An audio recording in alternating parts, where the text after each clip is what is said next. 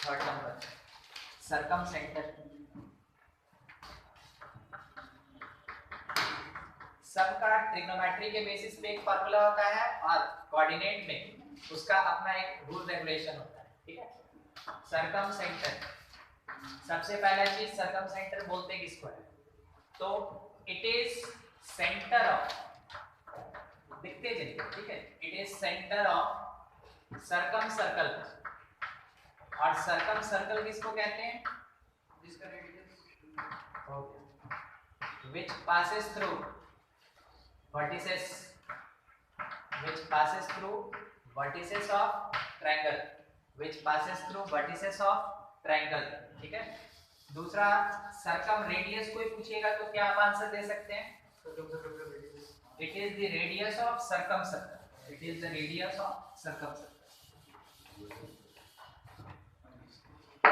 देखिए कोऑर्डिनेट इसको कैसे डिफाइन करता है, ये तो खैर इसका ओरिजिनल डेफिनेशन वो तो रहेगा। कोऑर्डिनेट इसको कैसे डिफाइन करता है कि सर्कम सेंटर जो होता है it is point of intersection, it is point of intersection of right मतलब 90 डिग्री, राइट साइड बाइसेक्टर्स, जो 90 डिग्री पे ट्रायंगल के साइड का बाइसेक्टर होता है, उन सब का जो पॉइंट ऑफ इंटरसेक्शन होता है उसको हम क्या बोलते हैं, सर्कम सेंटर कहते हैं, ठीक है। तो राइट साइड बाइसेक्टर 90 डिग्री पे साइड को क्या करेगा, बाइसेक्ट करेगा। इसमें कहीं भी एसेंशियल कंडीशन नहीं है कि अपोजिट वाले वर्टेक्स से जाएगा। हम लोग क्या पढ़े थे, मीडियन, वो बाइसेक्ट कर रहा था, अपोजिट वर्टेक्स से जा रहा था। हम लोग क्या पढ़े थे, एल्टीट्यूड, वो 90 डिग्री बना रहा था और अपोजिट वर्टेक्स से जा रहा था। ये दोनों काम कर रहा है मगर अपोजिट वर्टेक्स से मे भी जा भी सकता है, नहीं भी जा सकता, उससे कोई फर्क नहीं, ठीक है। पिछले क्लास में आप थोड़ा कैलकुलेशन भी किए थे इससे रिलेटेड। मान लीजिए जैसे ये एक ट्रायंगल है, ये अपने पास ये क्या है, एक्चुअली में ये घटना का फल है जिसमें कि चौक टूट गया था ना, घटना भी हुआ, उसी का वो फल था। देख ये अपने पास ट्रायंगल अभी हमको एक विजिबिलिटी इसका क्या मिला था, ये समोसा जैसे लग रहा है खाना पड़ेगा, लग रहा है खाना पड़ेगा, दिमाग में वही चल रहा है, समोसा समोसा। मान लीजिए आज के लिए ट्रायंगल, ठीक है, ऐसा ये वाला जो है, ये वाला ये हो गया एकदम मिड पॉइंट, और यहां से कोई एक लाइन जा रहा है जो इसके ऊपर क्या है, परपेंडिकुलर, तो इसको बोलेंगे हम लोग राइट साइड बाइसेक्टर, ठीक है, परपेंडिकुलर साइड बाइसेक्टर। सेम वैसे ही इसका भी एक राइट यानी परपेंडिकुलर साइड बाइसेक्टर होगा, ठीक है। देखिए दोनों कट्टा था, इसका भी एक परपेंडिकुलर साइड बाइसेक्टर होगा, तीनों कट्टा एक जगह पे। ये जो इंटरसेक्ट कर रहा है इस वाले पॉइंट पे, इसको हम लोग कहते हैं सर्कमसेंटर, ठीक है, इसको हम लोग क्या कहते हैं, सर्कमसेंटर। ये सर्कम सेंटर। तो सर्कम सेंटर निकालने के लिए क्या करें, आपको जब ट्रायंगल देगा ना तो या तो 3 सेट देगा वर्टिसेस का या 3 सेट आपको देगा साइड्स का, ठीक है। जो भी दिया है आप उसके बेसिस पे पहले क्या कीजिए, मिड पॉइंट निकालिए साइड का, और स्लोप के बेसिस पे इसका परपेंडिकुलर स्लोप निकाल लीजिए, ठीक है। स्लोप और एक पॉइंट मिल गया, 1 पॉइंट स्लोप लगा के, 1 पॉइंट स्लोप फॉर्म लगा के आप एक इक्वेशन फाइंड कर लेंगे, वैसे ही दूसरा इक्वेशन फाइंड कर लेंगे, और दोनों को सॉल्व करके आप पॉइंट ऑफ इंटरसेक्शन निकाल सकते हैं। वो पॉइंट ऑफ इंटरसेक्शन क्या होगा, सर्कमसेंटर। तो स्टेप्स क्या कहता है इसके कैलकुलेशन के लिए, स्टेप्स कहता है सबसे पहले find vertices and slopes, find vertices and slopes of each side, हर एक साइड का आप स्लोप निकाल लीजिए और हर एक वर्टेक्स कैलकुलेट कर लीजिए, ठीक है, पहला चीज। दूसरा क्या करना है, using mid point, using mid point formula आप फाइंड कीजिए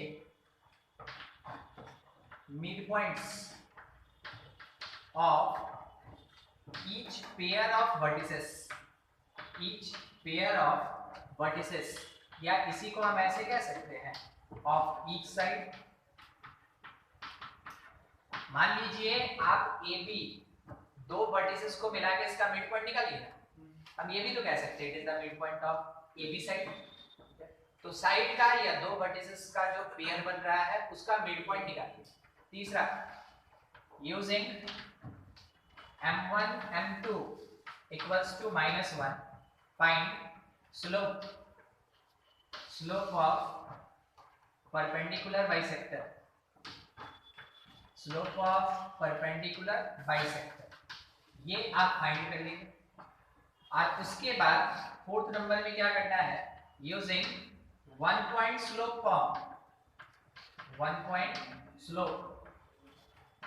फॉर्म फाइंड इक्वेशन, क्या निकालना हमको, इक्वेशन ऑफ बाइसेक्टर। जब आप इक्वेशन ऑफ बाइसेक्टर फाइंड कर लेंगे, ठीक है, उसके बाद कितना फाइंड करना, मिनिमम 2, ज्यादा ज्यादा 3 ही होगा, मगर कम से कम कितना चाहिए आपको, 2। तो 5वें नंबर पे solve any two bisectors which provide, वो क्या देगा, which provide circumcenter। जब आप इसको सॉल्व कीजिएगा तो आपको फाइनली सर्कमसेंटर मिलेगा। ठीक है, स्टेप सामने लिखा हुआ है, जो बना सकते हैं एग्जाम क्वेश्चन बनाइए।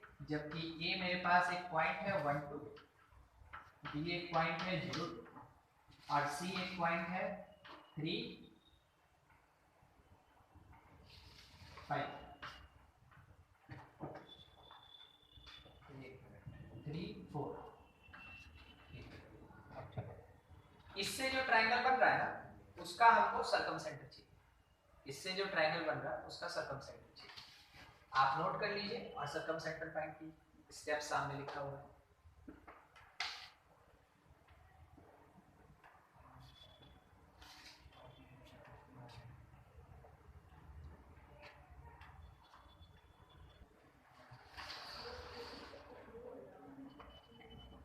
देखिए सबसे पहले ट्रायंगल का बात आएगा, तो ट्रायंगल में अगर कभी भी आपको है ना दो इक्वल कोऑर्डिनेट्स दिखे, ठीक है, तो हमेशा समझ, ए जो है उसका y है 2,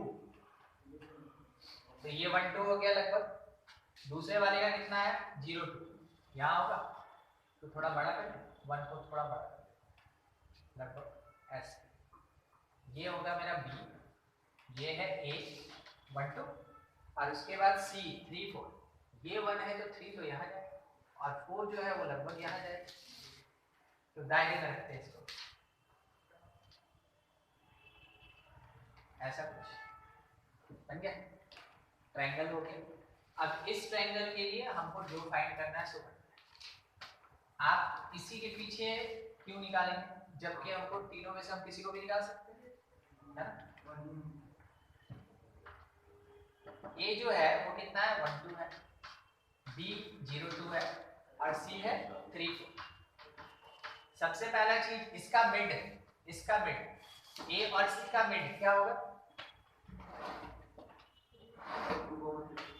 ये आया 3 + 1 4/2 2 और 4 - 2 सॉरी 4 + 2 6/2 3 तो 3 हो गया।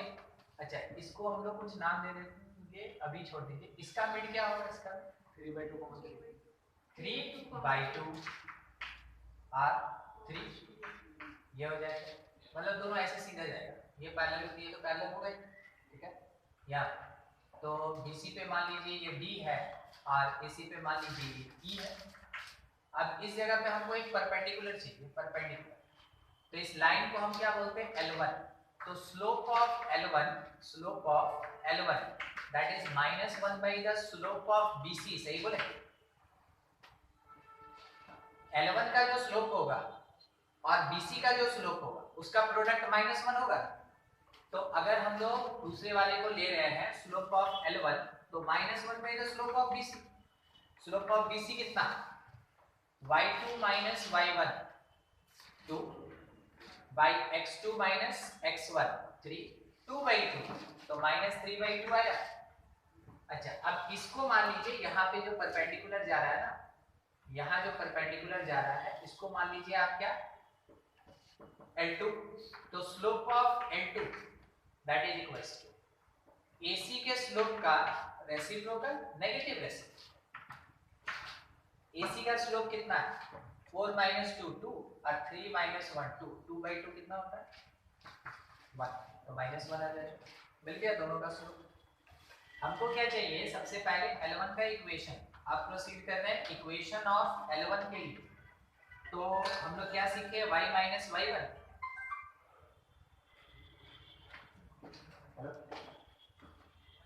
हाँ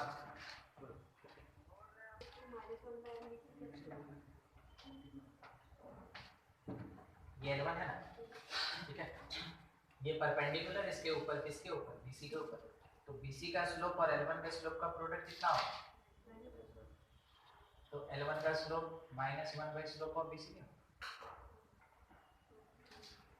तो आप उनको बोल देते equation of L1 y minus y1। L1 कहाँ से पास कर रहा है 3/2 स्लोप -2 x माइनस x1, ये ऐसा हो जाएगा। चलिए थोड़ा सॉल्व किया जाए। देखिएगा एक बार, ये 2 यहाँ मल्टीप्लाई होगा, एलसीएम होगा, बाद में ये 2 बाहर निकलेगा, 4 से इसका multiplication 4y minus 12 that is equals to यहाँ पे ये और ये मल्टीप्लाई होगा कितना देगा -6x, और ये दोनों मल्टीप्लाई होगा कितना देगा +9।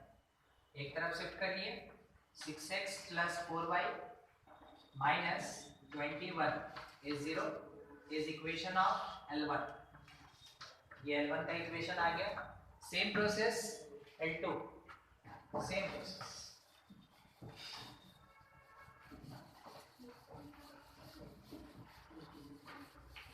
हाँ चेक करके कोई दिक्कत नहीं पूछा।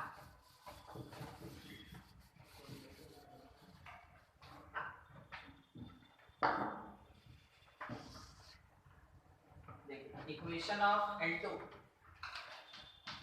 अगर L2 के इक्वेशन का बात करें हम लोग, तो ये थे अपने L2, कहाँ से पास कर रहा है y माइनस 3, स्लोप कितना था -1, और x माइनस 2, माइनस एक्स इधर आ गया तो प्लस एक्स हो गया प्लस y, -3 है और -2 है, -5 0, ये हो गया equation of L2। L1 L2 दोनों को सॉल्व करना है। क्या करें, कैसे सॉल्व करें, 4 से कर दें। L1 माइनस 4 L2, ठीक है। तो L1 था 6x प्लस 4y माइनस 21 0, और 4 से L2 में मल्टीप्लाई कीजिए तो 4x plus 4y minus 20 is equals to 0। बाद में सब्ट्रैक्ट करना है, ये कट जाएगा, यहाँ से 2x और यहाँ से कितना -1 0, तो x कितना हो जाएगा x 1/2। किसी इक्वेशन में x की जगह 1/2 अगर पुट कर दे तो ये कितना आ जाएगा -9/2, तो y का वैल्यू 9/2 होगा। x ये जो सॉल्व करके मिला यही क्या है सर्कमसेंटर। ओके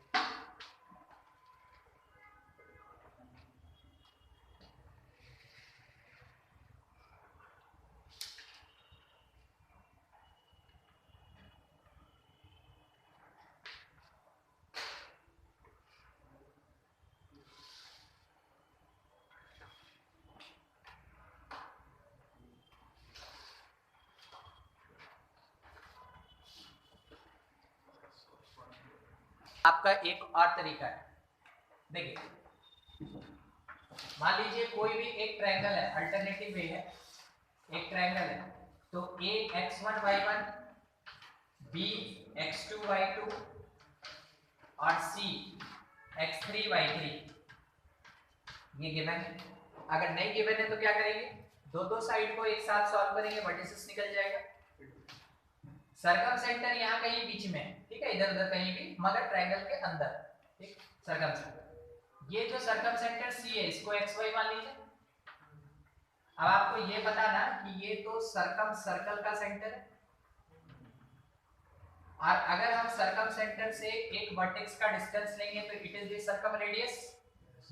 दूसरे का भी डिस्टेंस लेंगे इट इज सर्कम रेडियस, तीसरे का भी डिस्टेंस लेंगे सर्कम रेडियस। और रेडियस किसी एक पर्टिकुलर सर्कल का कभी चेंज नहीं करेगा, एक सर्कल का। इसका मतलब ये हुआ कि जो आप अज्यूम किए थे ना उसके अकॉर्डिंग, देखिए अब सी ले लिए, हम इसको डी कर देते हैं, ठीक है, क्योंकि इसको सी ले लिए ना। तो जो AC होगा, AC that is equals to BC, एक इक्वेशन XY का, एक इक्वेशन XY का, क्योंकि ये तो गिवन रहेगा ना नंबर।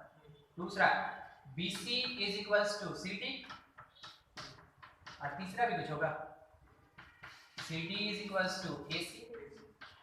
तीन इक्वेशन है मगर अननोन कितना है, दो। डिस्टेंस फार्मूला लगाएंगे यहाँ पे, ठीक है, दो अननोन है, सॉल्व करके हम लोग x और y निकाल सकते हैं। तो ये हो गया अपने पास एक मेथड कि आप जब x y सॉल्व करके निकालिएगा तो वो सर्कम सेंटर, ये अल्टरनेटिव मेथड।